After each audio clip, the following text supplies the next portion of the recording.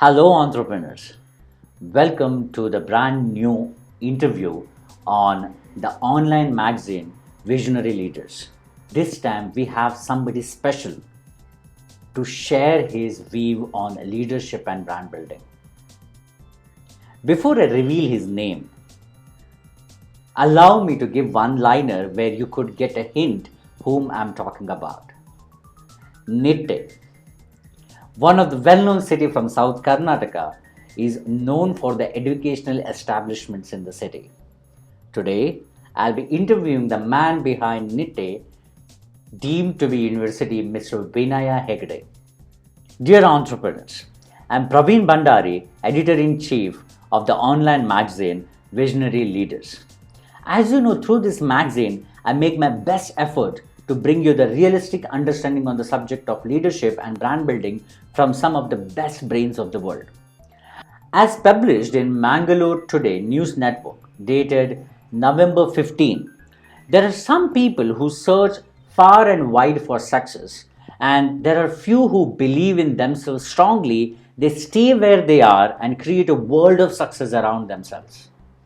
Sri Vinay Hegde, Chancellor of Nitte Deemed University and Chairman of Lamina Group of Companies, obviously belongs to the later category. To have a better understanding of this well-dressed, soft-spoken man, it is essential to go back his earlier days. Born on 3rd April 1939, Vinay Hegde is the second son of Justice K. S. Hegde and Meenakshi Hegde.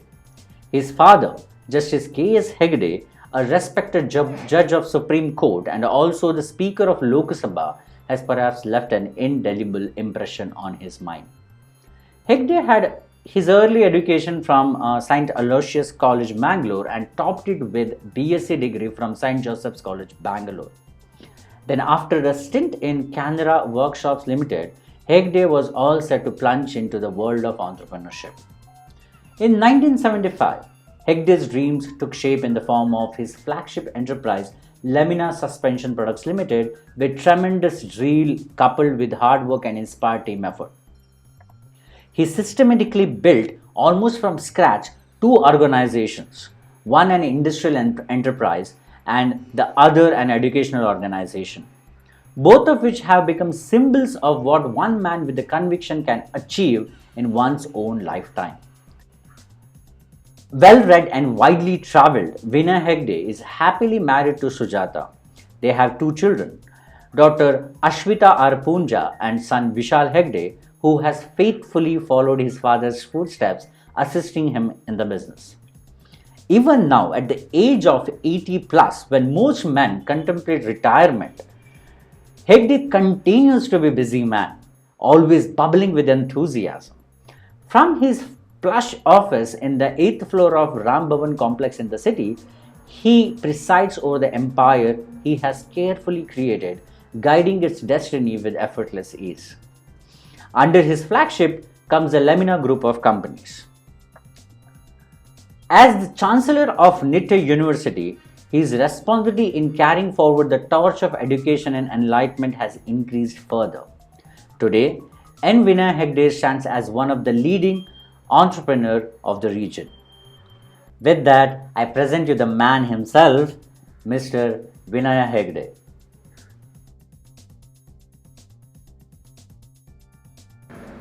At the outset, I would like to congratulate you for conducting programs of this nature, which I believe will help future industrialists to take a leap from the example set by your elders. Yeah. So thank you so much, sir. Thank you so much, and thank you for taking out the time. Yeah.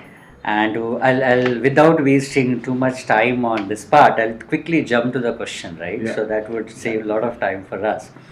So to start with, see, nowadays when I look at entrepreneurs or the people who are getting into business, most of these youngsters talk about retiring at early age of around 40, 45 and late by 50.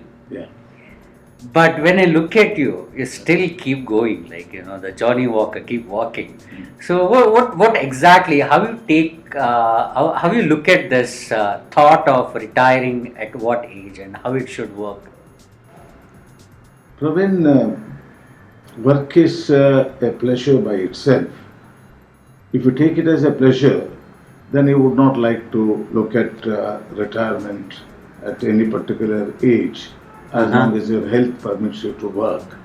In my case, I believe that my work, my health has greatly helped me to keep what I am. Yeah, I'm about 82 now. Still come to office around 8:30 and work possibly Yeah. till 5 o'clock in the evening. This is largely, it's not largely, it is exclusively because I enjoy my work.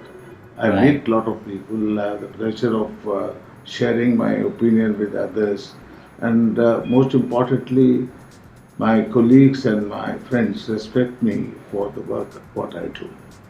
Wonderful, wonderful. Thank you for that. But see, at the now I'll move on to the second one. Being, entrepreneur on your daily basis, we take a lot of decisions. Yeah. Like lot of you sometimes you don't know whether decision will work right or this decision will take to the same goal that you have set in mind or not. But still, we have to take certain decisions. Is there any decision that you think like most, or I would say toughest decisions that you had to, or if yes, then what kind of decisions were there, and how you went for it? Yeah. The toughest decision I have taken was in 1975. 1975. When I left a decently good job of a general manager of sales of a reputed company Uh-huh. to start my own industry. This was largely because after working for about 20-25 years, I started my professional career in 1960. Maybe after about 15 years, I decided that I should do something on my own rather than working for somebody else. Wonderful. That made me to, with my colleague Mr. T.R. Chennai, we jointly started a industry under the name Laminar Suspension Products, producing leaf springs. That was Right. exactly what I was doing in my former company. This I believe is the toughest decision because my children were very young and they had a future in front of them, and I had many tough thinking whether I should take that step or whether I should stay with the company. Then ultimately I decided that I should leave the job and start something on my own. Wonderful. So, I would say now we'll move on to the third one, where I would ask you a hypothetical question. Sure, Okay. sure. So it's like imagine having a time machine. Now people talk about inventing a time machine, but suppose if we go back in about 30, 40 years using this time machine, and the progress of this empire that you have built is as of now, whatever is today is before 30 to 40 years. Looking at that situation at that age of yours, if you have years in front of you, what would you see? Like, how would you like to improvise from hereafter? And what would your take on this? This is a good question to answer. Yeah, One is, as I told you, that the decision I took in 1975. right. That's one of the toughest decision of my life. The second part is taking a period of about 40-45 years. The first thing is I learned a lot of my professional career from late Mr. V.S. Kodwa. Uh-huh. And the work culture, going to office on time, staying late in the office, taking decisions, and at that point of time, I had the privilege of having the advice of late Mr. V.S. Kodwa. I believe I've served that company well, and maybe if Mr. V.S. Kodwa were to be there, he would not have allowed me to step out and start something on my own. Largely because it was a similar product I and Mr. Chennai were going to produce. That's one part. In 1977, during the emergency time, I thought I should do something to my village from where I hail. The first word, N, is Nitti. And I thought I should start an industry there. And that was the birth of Laminar Foundries Limited. Okay. And that was a fairly large company. and Right. initially had major problems in making the company viable. Today is a very viable company. They are the original equipment suppliers to Ashok Leyland, Tata Motors, Mahindra, Edison. Many people, many OE manufacturers still look at that company as their original equipment supplier. Right. That was one part of it. Thereafterwards, my mother, who hails from that place, asked me why don't you do something for the people? I said, I've done by giving job for 400, 500 people. She said, not that, but you should see that the young people get good education. So that's Yeah. the reason I started a school at Nitte. That was way back in 79. Mm-hmm. And that has now grown into a very large education complex. Yes, And absolutely. yes, I had some contribution to make for the success of this industry, and financially also supported them in the initial stage. Today, that group is by itself is a very renowned education center. It is running a medical college, two engineering colleges, two pharmacy colleges, multiple liberal art education, and more importantly, large number of schools. That was one part. The second part is as I succeeded, possibly with the advice of my colleagues, I did not forget the villages around Nitte. We have started 21 medical centers in and around Wow. Dakshina Kannada and Udupi district, and it is providing free medical treatment. They have a qualified doctor, they have one or two qualified dentists, and they have the basic facilities like blood test, etc. But my feeling is that this has hugely contributed for the people to understand what is illness, how to treat illness, and today possibly they are treating more than 2000, 2200 people every day in these centers. So these are things which has given me great satisfaction. The third part, which I very much like, is I have kept myself away from politics. I have concentrated on professional career, and possibly have helped thousands of boys to get graduated and move out. And many of them have joined my own company as my colleagues. So these are something in the last 40 years gives me immense pleasure. Wonderful. So I would see, when I see people look at you as one of the eminent personalities of the world, and I could see these all achievements are the proof of why you are a good leader, right? So, because to lead this kind of organization, you need to have certain skills, whether you learn when after you take birth or it may be inborn, right? So when I talk about the particular subject of leadership, what do you see? What is a leader, or what is a good leader? What kind of qualities you think a good leader should have?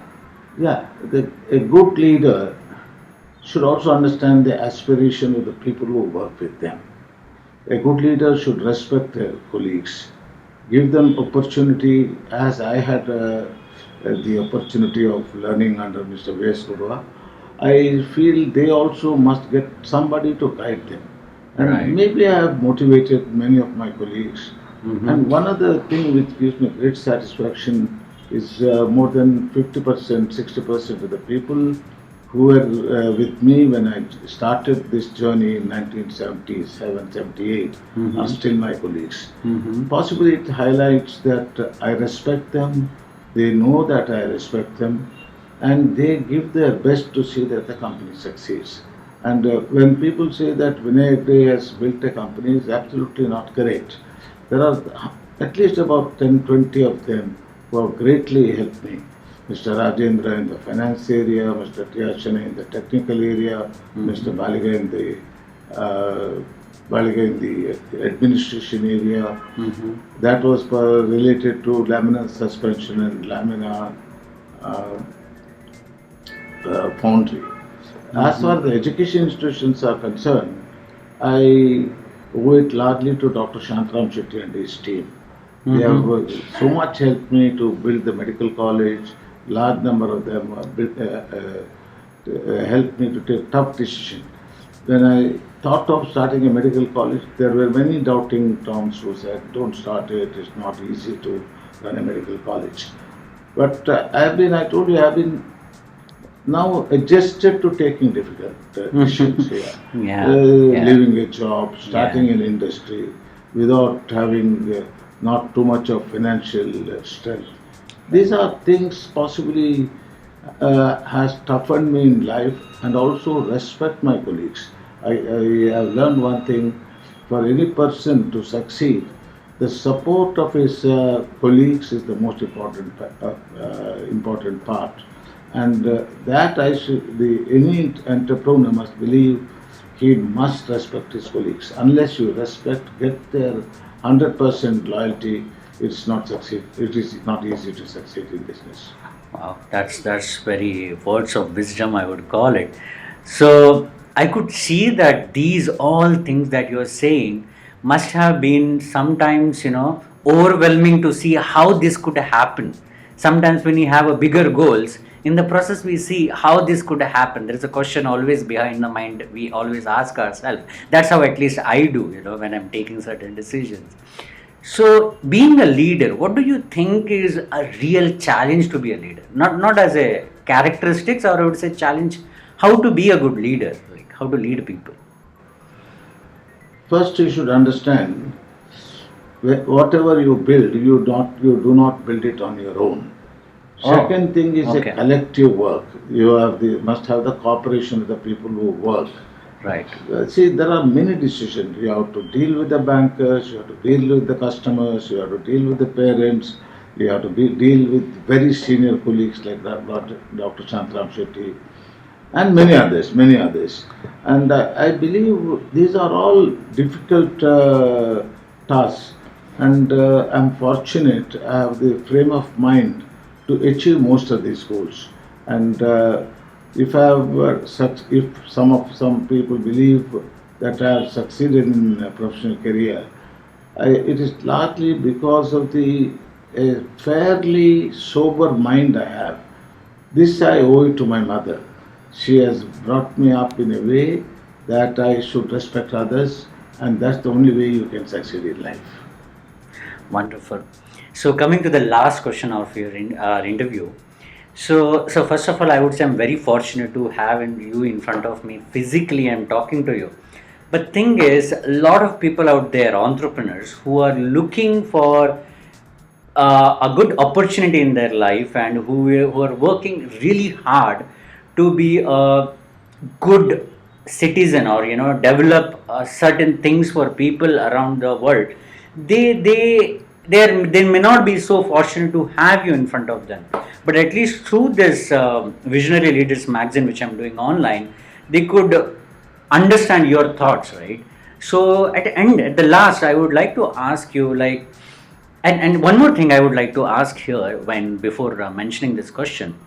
Most of the challenges that we young entrepreneurs feel is how to manage your personal life, like parents, and if I'm married, then with married family, then in my family. These things, when all these things are working together, and one side there is your goal, and one side you need to be loyal to your family. So considering all these aspects, what would be your message to these entrepreneurs who are trying to succeed in their life? One thing, the most important thing is you cannot neglect your family, your wife and your children. They are the most important people, because they also advise me how much I should go, how much I should not go. These advices. My wife is a graduate. I have a wonderful son, a wonderful daughter. That's from my perspective. That they have always been very nice to me, and they are very supportive of whatever I have done. As you very rightly put, business is something, ups and downs are normal. The foundry about which I mentioned a little earlier had very difficult days. And at that point of time, all the savings which I had put back to the company. And today I see that company flourishing. So I Wow. think everybody must understand when you get into business, everything is not to be, will not be very easy. In difficult days, you should not lose heart. And at difficult days, you should not let down your company. These are the small things which everybody must understand. They must live up to that minimum requirement. I personally feel I have a great family background. I have learned a lot of things, especially from my mother. I mentioned about respecting my colleagues, respecting people who work with me. These are qualities I have largely learned from my mother. Of course, my father is a very successful person. As you may know, he Right. has held the highest position in this country. But that does not. But he took the political decision after he retired from judiciary. I had some opportunity of getting into politics, and my mother told me, "Don't get into it. Don't get into it. It will ruin your personal life. It will ruin your professional career, and it's not a easy cup of tea. You must stick to your job, and you look after your family, and you are a reasonably successful educationist, you are a reasonable successful businessman, and you should be contented with it, and if possible try to grow the industries and institutions you have developed. uh, the consequence of it is today I am looking I have about 20 to 23,000 students working with me. Wow. About 36 institutions, and I'm looking forward. Again repeat, I'm 82 plus, Right. and I still work on a concept that I should double these numbers to 40,000 before I lay down office at Net Education Trust. And God willing, with the support of my son, and I mentioned about Dr. Shantaram Chetty, especially my son and Mr. Rajendra. I strongly, I sincerely believe I will not give up this assignment of working for this company and this educational group at least for the 4 5 years.